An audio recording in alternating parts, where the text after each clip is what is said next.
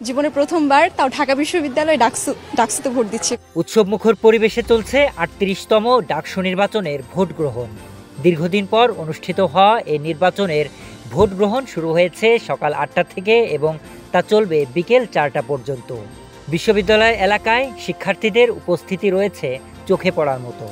এটা আমার প্রথম ভোট, এটা নিয়ে একটু ভালো লাগা কাজ করতেছে বেশি। আগে তো কোনো ভোট দেইনি। প্রথমবারের মতো আবাসিক হলের বাইরে ডাকসু ও হল সংসদের ভোট গ্রহণ চলছে। নির্ধারিত সময়ের মধ্যে মোট ৮টি কেন্দ্রে ৩৯,৮৭৪ জন ভোটার ভোট সম্পন্ন করবেন। নির্বাচনে অংশ নিয়ে প্রতিদ্বন্দ্বিতা করছেন মোট 10টি প্যানেলের ৪৭১ জন প্রার্থী।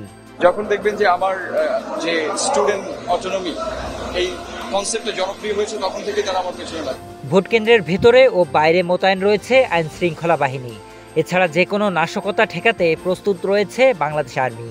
আলহামদুলিল্লাহ, অনুভূতি আসলেই ভালো। জীবনের প্রথম ভোট, তাও আবার ডাকসু নিয়ে একজন শিক্ষার্থী হিসেবে। শিক্ষার্থীরা বলছেন ডাকসু নির্বাচনে অংশগ্রহণ করতে পেরে তারা আনন্দিত। এছাড়া গণতান্ত্রিক চর্চার জন্য এই নির্বাচন অত্যন্ত গুরুত্বপূর্ণ বলে মনে করছেন তারা। সবথেকে ভালো লাগাটা কাজ করতেছে যে ক্যাম্পাসে কোনো বিশৃঙ্খলা নাই। নির্বাচনটিকে ঘিরে পুরো ঢাকা বিশ্ববিদ্যালয় এলাকা এক উৎসবের শহরে পরিণত হয়েছে। সবাই আশা করছেন এই নির্বাচনের মধ্য দিয়ে বিশ্ববিদ্যালয় পাবে নতুন নেতৃত্ব। অবশ্যই excited. Sharif Rahat, news desk, hello Bangla.